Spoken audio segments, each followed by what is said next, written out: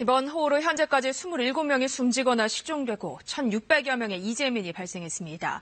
정부는 충남과 경기 일부 지역 등 피해가 심각한 지역에 특별 재난지역 선포를 검토하고 있는데요.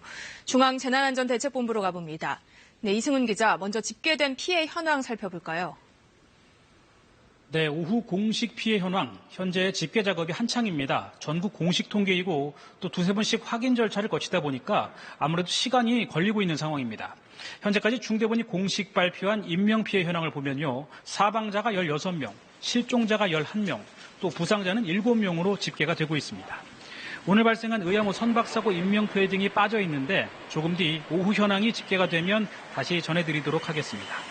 현재까지 이재민은 990여 세대 1,600여 명이고요. 일시적으로 대피한 사람도 4,900여 명에 이릅니다.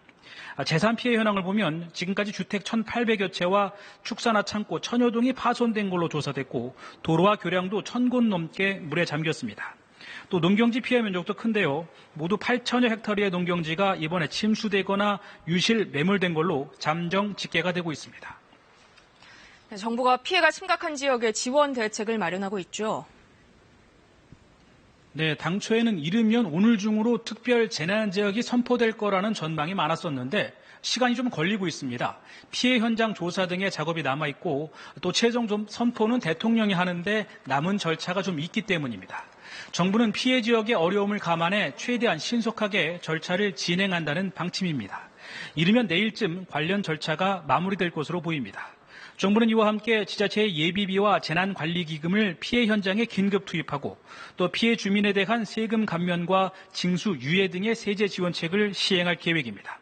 또 응급복구에 필요한 장비나 이재민 구호 물품 등을 신속하게 마련할 수 있도록 했습니다. 네, 추가 피해를 막기 위한 호우 대비 행동 요령도 알려주시죠.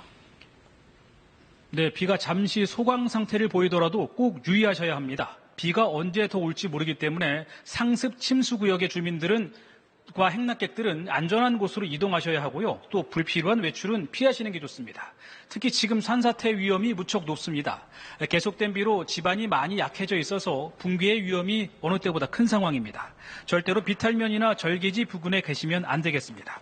공사장 근처에 가신다든지 물길을 본다며 논밭에 나가시는 것도 굉장히 위험합니다.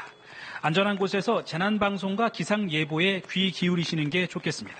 지금까지 중앙재난안전대책본부에서 KBS 뉴스 이승훈입니다.